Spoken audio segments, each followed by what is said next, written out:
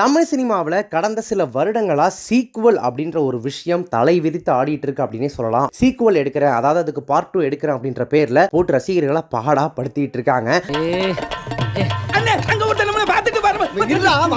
எனக்கு ஒரு மாதிரியாட்டா இருக்கும். சரி, அவன் என்ன சொல்றான் கேப்போம்.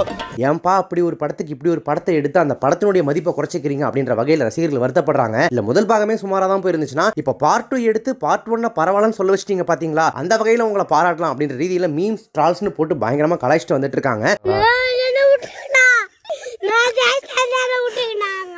தமிழ் சினிமாவில் இதுவரைக்கும் வெளியான சீக்குவல்கள்ல ரொம்ப முக்கியமா எதிர்பார்க்கப்பட்டு தோல்வி அடைந்த சீக்குவல்கள், அதுல ஓரளவு ஹிட்டான திரைப்படங்கள், இதெல்லாம் தான் இப்போ இந்த வீடியோல நம்ம பார்க்க போறோம். தமிழ்ல மிகுந்த எதிர்பார்ப்புகளுக்கு மத்தியில வெளியான திரைப்படங்கள்ல சீக்குவல்ஸ்ல எப்பவுமே பில்லா 2 திரைப்படத்துக்கு ஒரு மிகப்பெரிய இடம் இருக்கு. 80ஸ்ல வெளியான சூப்பர் ஸ்டார் ரஜினிகாந்தனுடைய பில்லா திரைப்படத்தை 2007ல விஷ்ணுவர்தன் அப்படியே மலேசியா கேங்ஸ்டரா மாத்தி ஒரு செம்ம ஸ்டைலிஷான ஆக்ஷன் மூவியா கொடுத்திருப்பாரு. இந்த திரைப்படம் அஜித்துடைய கரியர்ல one of the biggest hit அப்படின்னு சொல்லணும். கூடவே நயன்தாரா நடிச்சிருப்பாங்க, யுவன் சங்கர் ராஜா மியூசிக் பண்ணிருப்பாரு. சோ மறுபடியும் இந்த படத்தினுடைய பார்ட் 2 பண்ணும்போது விஷ்ணுவர்தன் தான் டைரக்ட் பண்றதா இருந்திருக்கு. கடைசி நேரத்துல டைரக்டர் மாதிரி சக்ரி டோல்டி அப்படின்றவர் டைரக்ட் பண்ணிருப்பாரு, யுவன் சங்கர் ராஜா மியூசிக். 80ஸ்ல வெளியான அந்த பில்லா திரைப்படத்தை அப்படியே ரீமேக் பண்ணிருப்பாங்க. பட் அந்த டேவிட் பில்லா கேரக்டர் எப்படி உருவானுச்சு அப்படின்றத சொல்ற ஒரு ப்ரீக்வெல்லா, அதாவது அந்த படத்தினுடைய முந்தைய கதையா தான் அந்த பில்லா 2 திரைப்படம் உருவாகி 2012ல வெளியாச்சு. அதாவது முதல் பாகம் வெளியாகி 5 வருடங்கள் கழிச்சு வெளியாச்சு. 5 வருடங்களுக்கு அப்புறமா வெளியான இந்த திரைப்படம் ரசிகர்கள் மத்தியில் மிகுந்த எதிர்பார்ப்பு உண்டு பண்ணியிருந்ததுனால ஓப்பனிங் டே கலெக்ஷன் பயங்கரமா வந்துச்சு. ஆனா பில்லா 1ஓட கம்பேர் பண்ணும்போது பில்லா 2 விமர்சன ரீதியா அப்படி இப்படி நல்லா இருந்தாலுமே கூட எங்களுக்கு நாங்க எதிர்பார்த்த அந்த விஷயம் இல்லப்பா அப்படின்னு சொல்லி அந்த படத்தை ஓரளவு சுமாரா தான் ஓட வச்சிருந்தாங்க ரசிகர்கள். அந்த வகையில பில்லா 1 விட பில்லா 2 சுமாரா தான் போச்சு அப்படின்னு சொல்லணும். அடுத்ததா தமிழ் சினிமாவினுடைய பீக் அப்படின்னு சொல்லப்படக்கூடிய எந்திரன் திரைப்படம் 2010ல வெளியா இருந்துச்சு. இயக்குனர் சங்கர் டைரக்ட் பண்ணியிருந்தாரு. சூப்பர் ஸ்டார் ரஜினிகாந்த், ஐஸ்வர்யா உள்பட பலர் நடிச்சிருந்தாங்க. தமிழ் சினிமாவை மட்டும் இல்ல, இந்திய சினிமாவுக்கே ஒரு அடையாளமா எந்திரன் திரைப்படம் மாறிடுச்சு அப்படின்னு சொன்னா அது ஒரு மிகையா இருக்காது. அந்த திரைப்படத்தினுடைய சீக்குவலா 2.0 அப்படின்ற திரைப்படத்தை 2018ல, அதாவது முதல் பாகம் வெளியாகி 8 வருடங்கள் கழித்து சங்கர் வந்து எடுத்து ரிலீஸ் பண்ணியிருந்தாரு. இது 3D தொழில்நுட்பத்தில் ரொம்பவே பிரம்மாண்டமா எடுத்திருந்தாரு அப்படின்னு சொல்லலாம். ஆனா பார்ட் 1 கம்பேர் பண்ணும்போது பார்ட் 2 டெக்னிக்கலா பயங்கரமா இருந்தாலும் கூட கதை அமைப்பு, காட்சி அமைப்பா பார்க்கும்போது வில்லன் சைடு தானப்பா நியாயம் இருக்க மாதிரி இருக்கு அப்படின்னு ஒரு சில காரணங்களால இந்த 2.0 எந்திரன் அளவுக்கு ரசிகர்களை கவராம போயிடுச்சு. பட் இருந்தாலும் இப்ப வரைக்கும் தமிழ் சினிமாவில் அதிகம் வசூலித்த திரைப்படங்கள்ல 800 கோடி வசூல் பண்ணி 2.0 திரைப்படம் தான் முதலிடத்தில் இருக்கு அப்படின்றது குறிப்பிடத்தக்கது. அடுத்ததா கமலஹாசன் அவர்கள் நடித்து இயக்கி வெளியான விஸ்வரூபம் திரைப்படம் பார்ட் 1 2013 வெளியானுச்சு. அந்த சமயத்தில் ஒரு சில காரணங்களுக்காக விஸ்வரூபம் திரைப்படத்தை ரிலீஸ் பண்ணக்கூடாது அப்படின்னு பல்வேறு அமைப்புகளை சேர்ந்தவங்க தங்களுடைய கண்டனத்தையும் எதிர்ப்பையும் தெரிவிச்சிட்டு இருந்தாங்க. கமலஹாசன் அவர்கள் இந்த படத்தை ரிலீஸ் பண்ண விடலனா எனக்கு நாட்டை விட்டு போறதை தவிர வேற வழியே இல்லை அப்படின்ற லெவலுக்கு போராட்டம் பண்ணிட்டு இருந்தாரு. ஒரு வழியா ரிலீஸ் ஆன விஸ்வரூபம் திரைப்படம் இவ்வளவு எதிர்ப்புகளுக்கு மத்தியில் ரிலீஸ் ஆயிருக்குன்னா அப்படி என்ன இருக்குன்னு போய் பார்ப்போமே அப்படின்னு சொல்லி எல்லாரும் போய் பார்த்து அவருக்கு ஒரு மிகப்பெரிய வெற்றியை கொடுத்துருச்சு. பார்ட் 1 வெளியாகி கிட்டத்தட்ட 5 வருடங்களுக்கு அப்புறமா 2018ல விஸ்வரூபம் 2 ரிலீஸ் ஆயிருந்துச்சு. ஆனா பார்ட் 1 அளவுக்கு இந்த திரைப்படத்துக்கு வரவேற்பு கிடைக்கல. பார்ட் 1க்கு பிரச்சனை அப்படி இப்படின்னு சொல்லி ஒரு மிகப்பெரிய அட்டென்ஷன் கிடைச்சது. ஆனா பார்ட் 2க்கு அது கிடைக்காதனாலயும் என்னமோ படம் வந்ததும் தெரியல, போனதும் தெரியல. அந்த வகையில் இந்த திரைப்படம் ஒரு தோல்வி திரைப்படமா தான் எடுத்துக்கொள்ளப்படுது. அடுத்ததா 2003ல ஹரியோட டைரக்ஷன்ல விக்ரம் த்ரிஷாவோட நடிப்புல ஹாரிஸ் ஜெயராஜோட மியூசிக்ல வெளியான சாமி திரைப்படம் தமிழ் சினிமாவில் மட்டும் இல்ல விக்ரமோட கரியர்லையும் எடுத்துக்கிட்டானா இந்த அளவுக்கு ஒரு கமர்ஷியல் ஹிட் அவருக்கு இதுக்கப்புறம் அமையவே இல்லை அப்படின்னு தான் சொல்லணும். அந்த அளவுக்கு ஒரு மிகப்பெரிய ஹிட் திரைப்படமா இது அந்த சமயத்தில் கருதப்பட்டது. அதனுடைய சீக்குவலா 2018ல, அதாவது கிட்டத்தட்ட 15 வருடங்களுக்கு அப்புறமா வெளியான திரைப்படம் தான் சாமி ஸ்கொயர். இந்த படம் வெற்றியா தோல்வியா அப்படின்றத நான் சொல்லி உங்களுக்கு தெரிய வேண்டியதில்லை. ஏன்னா இந்த படத்தை கலாய்க்காத ஆளே இல்லை அப்படின்னு சொல்லலாம். அந்த அளவுக்கு பார்ட் 1 நாசம் பண்ற அளவுக்கு இந்த பார்ட் 2 எடுத்திருப்பாங்கன்னு சொல்லலாம். அடுத்ததா தமிழ் சினிமாவில் அதிக நாட்கள் ஓடிய திரைப்படம் அப்படின்ற ஒரு மிகப்பெரிய இமாலய சாதனையை படைச்சிருக்கக்கூடிய சூப்பர் ஸ்டார் ரஜினிகாந்தினுடைய சந்திரமுகி திரைப்படம். பி வாசு டைரக்ஷன்ல சூப்பர் ஸ்டார் கூட பல நட்சத்திரங்கள் நடிச்சிருப்பாங்க.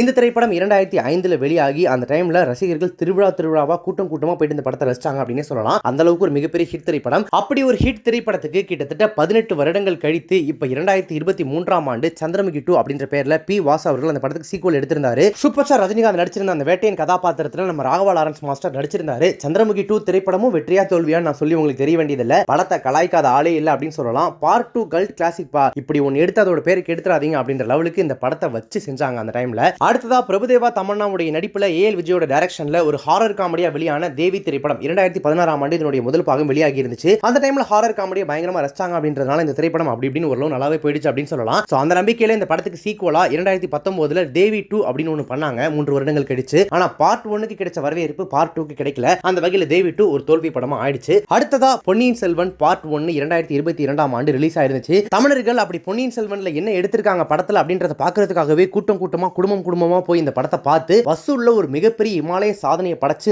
500 கோடிகளுக்கும் மேல வசூல் பண்ணியிருந்துச்சு பொன்னியின் செல்வன் பாகம் 1. சோ அதனுடைய சீக்குவலா மறு வருஷமே அதாவது 2023ஆம் ஆண்டு PS2 அதாவது பொன்னியின் செல்வன் 2 ரிலீஸ் ஆயிருந்துச்சு. ஆனா என்ன காரணத்தினாலயோ பார்ட் 1 ரிலீஸ் ஆயிருந்த சமயத்துல பொன்னியின் செல்வனை படமாக்கி இருக்காங்கப்பா அப்படின்னு சொல்லிட்டு ஒரு ஆர்வத்துல போய் பார்த்த மக்கள் பார்ட் 2 வந்தப்ப பெருசா அதை வந்து கண்டுக்கவே இல்லை. அதனால படம் வந்ததும் தெரியல போனதும் தெரியல. அந்த வகையில ஃபெயிலியர் ஆன சீக்குவல் திரைப்படங்களை இந்த பொன்னியின் செல்வன் 2வும் இணைஞ்சிருச்சு. அடுத்ததா விஜயகுமாருடைய நடிப்பு மற்றும் டைரக்ஷன்ல 2016ல வெளியாகி மிகப்பெரிய அளவுல பரபரப்பா பேசப்பட்ட திரைப்படம் தான் உரியடி. அதனுடைய பார்ட் 2வா சூர்யாவுடைய தயாரிப்புல 2019ஆம் ஆண்டு அதனுடைய சீக்குவல் 3 வருடங்கள் கழித்து ரிலீஸ் ஆயிருந்துச்சு. ஆனா பார்ட் 1 பேசப்பட்ட அளவுக்கு பார்ட் 2 பெரிய அளவுல பேசப்படல. அடுத்ததா தனுஷுடைய 25வது திரைப்படமா வெளியான வேலையில்லா பட்டதாரி. இந்த படத்தை வேல்ராஜ் டைரக்ட் பண்ணிருப்பாரு. தனுஷ்க்கு இந்த திரைப்படம் ஒரு மிகப்பெரிய வெற்றி திரைப்படமா அமைஞ்சிருச்சு. இதனுடைய சீக்குவல அதாவது வேலையில்லா பட்டதாரி 2 தனுஷுடைய கதையில சௌந்தர்யா ரஜினிகாந்த் டைரக்ட் பண்ணி இந்த திரைப்படம் 2017ஆம் ஆண்டு அதாவது அந்த முதல் பாகம் ரிலீஸ் ஆகி 3 வருடங்கள் கழித்து இந்த படம் ரிலீஸ் ஆயிருந்துச்சு. பார்ட் 1க்கு அனிருத்தோட மியூசிக் ஒரு மிகப்பெரிய பிளஸா இருந்திருக்கும். ஆனா பார்ட் 2ல அவர் இல்ல ஷான்ரோல் தான் பண்ணிருப்பாரு. அதனாலயோ என்னமோ ஒரு சில காரணங்களால இந்த திரைப்படம் ரசிகர்கள் மத்தியில் எடுபடல. சோ பார்ட் 1 எப்படி இமாலய வெற்றியோ அந்த அளவுக்கு பார்ட் 2 ஒரு இமாலய தோல்வி அப்படினே சொல்லலாம். அடுத்ததா பாலாஜி மோகனோட டைரக்ஷன்ல தனுஷுடைய நடிப்புல 2015ல வெளியான மாரி திரைப்படம் ட்ரைலரை வச்சு இந்த படத்தின் மேல ஒரு மிகப்பெரிய எதிர்பார்ப்பு உருவாகி இருந்துச்சு. இப்படி ஒரு வித்தியாசமான கேங்ஸ்டர் இருக்க முடியுமா அப்படின்ற கூடிய அளவுக்கு அந்த கேரக்டர் ஒரு மாதிரி நல்லா எழுதியிருந்தாங்க. ஆனா மக்கள் மத்தியில இந்த படத்துக்கு கலவையான விமர்சனங்கள் தான் கிடைச்சிருந்துச்சு. அதாவது ஒரு சில தரப்பினர் இந்த படத்தை ரொம்ப பிடிக்குது அப்படின்னு சொல்லுவாங்க. இன்னொரு சில தரப்பினர் இந்த படத்தெல்லாம் ஏன்பா எடுத்திருக்கீங்க அப்படின்ற லெவலுக்கு அந்த மாரி திரைப்படம் கலவையான விமர்சனங்களை தான் வாங்கி இருந்துச்சு. பட் இருந்தாலும் தைரியமா மாரி 2 திரைப்படத்தை பண்ணியிருந்தாங்க. அந்த மாரி 2வையும் இதே டீம் தான் ஒர்க் பண்ணியிருந்தாங்க. அதே பாலாஜி மோகனோட டைரக்ஷன்ல தனுஷ் தான் நடிச்சிருந்தாரு. 2018ல அதாவது 3 வருடங்கள் கழித்து வெளியான மாரி 2 திரைப்படத்துக்கு மாரி 1க்கு கிடைச்ச அளவு கூட வெற்றி கிடைக்கல அப்படின்றது தான் சோகம். அடுத்ததா லிங்குசாமியோட டைரக்ஷன்ல விஷாலோட நடிப்புல வெளியான சண்டைக்கோழி திரைப்படம். நடிகர் விஷால் வளர்ந்து வர நடிகராக இருந்த சமயத்துல சண்டைக்கோழி திரைப்படம் தான் அவருக்கு ஒரு மிகப்பெரிய கமர்ஷியல் ஹிட் கொடுத்து தமிழ் சினிமாவில் குறிப்பிடத்தக்க ஒரு நடிகராக அவர் உயர்த்துனுச்சு அப்படின்னே சொல்லலாம். சோ 13 வருடங்கள் கழிச்சு இந்த திரைப்படத்துக்கு சீக்குவலா சண்டைக்கோழி 2 அப்படின்ற திரைப்படத்தை பண்ணியிருந்தாங்க.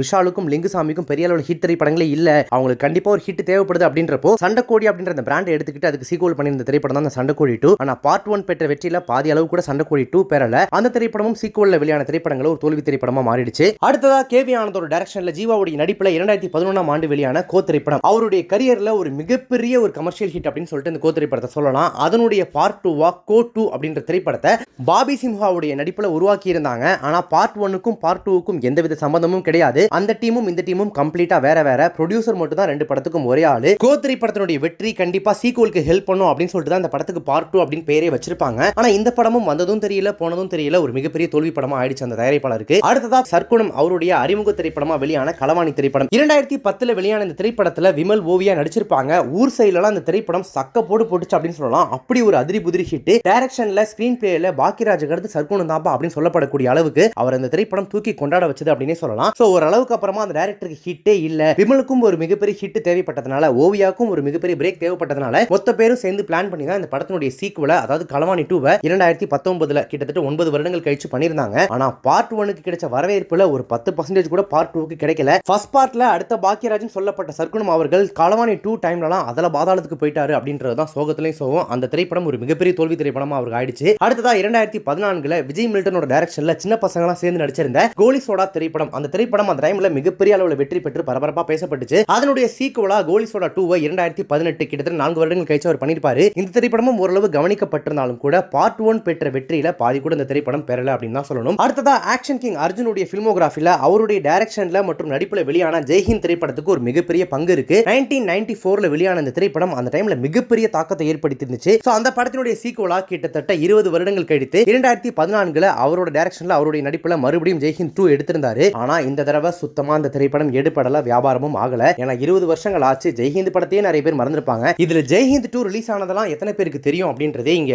மிகப்பெரிய கேள்விக்குறியா இருக்கு. அடுத்ததா வெற்றி அவர்களுடைய நடிப்புல வெளியான ஜிவி திரைப்படம் 2019ல ரிலீஸ் ஆச்சு. முக்கோணம் அரபியல் விதி அப்படின்ற ஒரு விஷயத்தை எடுத்துக்கிட்டு ஸ்கிரீன் பிளே ரொம்ப சூப்பரா பண்ணிருப்பாங்க. சோ மக்கள் மத்தியில வசூல் அளவுல பெரிய அளவுல வெற்றி பெறனாலும் விமர்சன ரீதியா மிகப்பெரிய அளவுல கவனத்தை பெற்ற ஒரு திரைப்படமா ஜிவி திரைப்படம் அந்த டைம்ல இருந்துச்சு. சோ 2019ல வெளியான அந்த திரைப்படத்தினுடைய முதல் பாகத்துக்கு கிட்டத்தட்ட 3 வருடங்கள் கழித்து 2022ல ஜிவி 2 அப்படின்னு சொல்லிட்டு ஒரு சீக்குவல் எடுத்தாங்க. ரொம்ப அழகா அந்த ஸ்கிரீன் பிளேவை இந்த பார்ட் 2ல மெர்ஜ் பண்ணி ஒரு ப்ராப்பர் சீக்குவலா இதை எடுத்திருந்தாங்க. ஓடிடில டைரக்டா ரிலீஸ் ஆன இந்த திரைப்படம் மக்கள் மத்தியில ஓரளவு கவனம் பெற்றுச்சு அப்படினே சொல்லலாம். அடுத்ததா பீட்சா திரைப்படம் கார்த்திக் சுப்ராஜோட அறிமுக திரைப்படமான இதுல விஜய் சேதுபதி நடிச்சிருப்பாரு. பீட்சா திரைப்படம் அவங்க எல்லாருக்குமே கரியர் சேஞ்சிங் மூவியா அமைஞ்சு இன்னைக்கு கார்த்திக் சுப்ராஜ் சுப்ராஜ், விஜய் சேதுபதி இருக்கிற இடத்துக்கு மிகப்பெரிய அடித்தளமா அமைஞ்சதே பீட்சா திரைப்படம் தான் சொல்லலாம். இப்போ வரைக்கும் இப்படி ஒரு திரைப்படம் தமிழ் சினிமால வரவே இல்லை அப்படின்னு சொல்லக்கூடிய அளவுக்கு பீட்சாவுக்கு எப்பவுமே தமிழ் சினிமாவில் ஒரு தனி இடம் உண்டு. சோ அந்த பிராண்டை அப்படியே பயன்படுத்திக்கிட்டு பீட்சா 2 தி வில்லா அப்படின்ற பேர்ல அந்த படத்தினுடைய பார்ட் 2வா ஒரு திரைப்படத்தை 2013ஆம் ஆண்டு அதாவது மறு வருஷமே ரிலீஸ் பண்ணியிருந்தாங்க. டைரக்டர் உள்பட மொத்த டீமும் அப்படியே கம்ப்ளீட்டா வேற. பார்ட் 1 பெற்ற வெற்றியில பீட்சா 2 தி வில்லா திரைப்படம் ஒரு 20% கூட ஜெயிக்கல அப்படின்னு சொல்லலாம். அந்த அளவுக்கு ஒரு படுதோல்வி ஆயிடுச்சு. இருந்தாலும் தைரியமா மறுபடியும் பீட்சா 3 அப்படின்னு சொல்லிட்டு அதுக்கு ஒரு சீக்வல் எடுத்திருந்தாங்க. அதுவும் கம்ப்ளீட்டா வேற ஒரு கதை. இப்படி முதல் பாகம் மிகப்பெரிய வெற்றி அடைஞ்சதுனால பீட்சா அப்படின்ற அந்த பேரை பிராண்டா வச்சுக்கிட்டு அதே பேர்ல கிட்டத்தட்ட அதே மாதிரி பண்றோம் அப்படின்னு சொல்லி பார்ட் 2 பார்ட் 3 பண்ணாங்க. எதுவுமே ஒர்க் ஆகல. ஆனா இப்ப அடுத்ததா பார்ட் 4 வரைக்கும் பண்ண போறாங்க. எந்த தைரியத்துல பண்றாங்க அப்படின்றது தான் தெரியல. சங்கருடைய டைரக்ஷன்ல கமலஹாசனோட நடிப்புல 1996ல வெளியாகி மிகப்பெரிய ஹிட்டையும் தாக்கத்தையும் ஏற்படுத்தின இந்தியன் திரைப்படத்தினுடைய சீக்வல் அதாவது இந்தியன் 2 இப்ப சமீபத்துல தியேட்டர்ஸ்ல ரிலீஸ் ஆகி ஓடிட்டு இருக்கு. 28 வருஷங்களுக்கு அப்புறமா அந்த படத்துக்கு சீக்வல் எடுத்திருக்காங்க.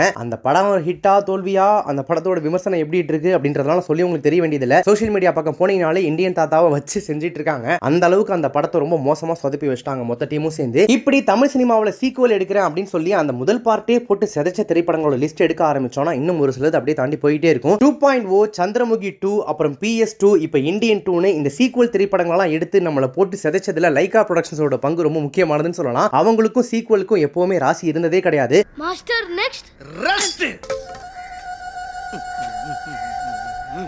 ஸோ சீக்வலுக்கும் நமக்கு செட்டே ஆகாது அப்படின்னு கேட்டிங்கன்னா இல்லை, அதை மாத்திர மாதிரி ஒரு சில திரைப்படங்கள்லாம் தமிழ் சினிமாவில் ரிலீஸ் ஆயிருக்கு. முக்கியமாக சிங்கம் 2 ஹரி சூர்யாவுடைய காம்போல வெளியான சிங்கம் பாகம் 1 திரைப்படத்தை விட பார்ட் 2 திரைப்படத்துக்கு ஒரு மிகப்பெரிய வரவேற்பும் ஒரு மாபெரும் வசூலும் கிடைச்சது. அந்த வகையில் சிங்கம் 2 திரைப்படம் சீக்வல்லே ஒரு மிகப்பெரிய வெற்றி பெற்ற திரைப்படம் அப்படின்னு சொல்லலாம். அடுத்ததா காஞ்சனா 2. காஞ்சனா சீரீஸ்ல அவர் அடுத்தடுத்து எத்தனை பார்ட் எடுத்தாலும் அதுக்கு வரவேற்பு இருக்க தான் போகுது. ஏன்னா அவர் ரொம்ப வருஷம் விட்டு அதே கதையை திரும்ப பட்டி டிங்கரிங் பார்த்து எடுத்தாலும் அதை போயிட்டு பார்த்து செலிப்ரேட் பண்றதுக்கு நீங்க ஒரு கூட்டம் இருக்கு. அந்த வகையில் காஞ்சனா 2 திரைப்படமும் ஒரு மிகப்பெரிய வெற்றி திரைப்படம் தான். அடுத்ததா ஜிகர்தண்டா XX. ஜிகர்தண்டா திரைப்படத்தினுடைய அந்த பிராண்டை மட்டும் எடுத்துக்கிட்டு அதுக்கு ஒரு புது ஸ்கிரீன் பிளே பண்ணி அந்த அசால்ட் சேது அப்படின்ற கேரக்டருடைய ஒரு ப்ரீக்வலா பண்ணிருப்பாரு இந்த ஜிகர்தண்டா XX திரைப்படத்தை கார்த்திக் சுப்ராஜ். அந்த திரைப்படம் ஒரு மிகப்பெரிய வெற்றி திரைப்படமா மாறி இருந்துச்சு. சோ அந்த வகையில இந்த சீக்வலும் தமிழ் சினிமாவில் ஒரு மிகப்பெரிய வெற்றி திரைப்படம் தான். வெங்கட் பிரபுவோட டைரக்ஷன்ல வெளியான சென்னை 6,28,000 திரைப்படத்தினுடைய இரண்டாவது பாகமா சில வருடங்களுக்கு முன்னாடி ரிலீஸ் ஆன செகண்ட் இன்னிங்ஸ் அதாவது அந்த திரைப்படத்தினுடைய பார்ட் 2 தமிழ் சினிமாவில் ப்ராப்பரா செய்யப்பட்ட சீக்வல் திரைப்படங்கள்ல கண்டிப்பா சென்னை 28 திரைப்படத்தினுடைய அந்த சீக்வலுக்கு ஒரு முக்கியமான இடம் உண்டு. தமிழ் சினிமாவில் இதுவரைக்கும் எடுக்கப்பட்ட பார்ட் 2 அதாவது சீக்வல் திரைப்படங்கள்ல உங்களை ரொம்ப அதிகமா பாதிச்ச